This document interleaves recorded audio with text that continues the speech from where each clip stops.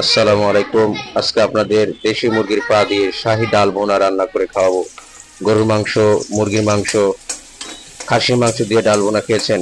হাতের কাছে থাকা দেশি মুরগির পা দিয়ে আজকে ডাল ভুনা রান্না করব। তেলের ভিতরে পেঁয়াজ দেওয়ার পরে আদা বাটা দিয়ে দিলাম, রসুন বাটা দিলাম। তারপর কিছুক্ষণ তেলের ভিতরে মশলাটা ভাজবো।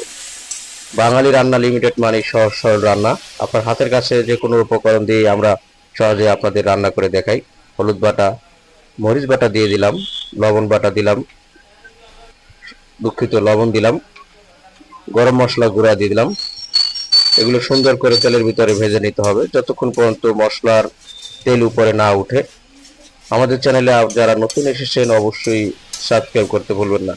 মশলার তেলগুলো উপরে উঠে এসেছে এবং তারপরে পরিষ্কার করা মুরগির পা গুলো দিয়ে দিলাম। সুন্দর করে কিছুক্ষণ কষিয়ে তারপরে ডাল অ্যাড করলাম। ডালগুলোকেও পায়ের সাথে কষাবো কিছুক্ষণ। কষানো হয়ে গেলে আমরা পানি দিয়ে দিব। আর কষিয়ে নেই, তেল উপর উঠে এসেছে। কষানো প্রায় শেষের দিকে, মনে হয় এখন পানি দেওয়া যাবে। আমরা পানি দিয়েছি এবং হাই হিটে আমরা রান্না করব প্রায় 45 মিনিটের উপর।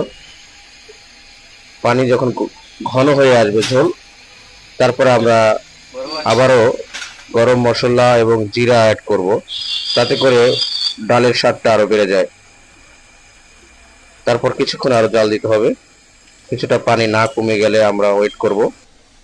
প্রায় পানি কমে গেছে, হয়ে গেছে আমাদের কাঙ্ক্ষিত সেই মুরগির পা দিয়ে শাহী ডাল ভুনা। ইনশাল্লাহ আপনারা চেষ্টা করবেন।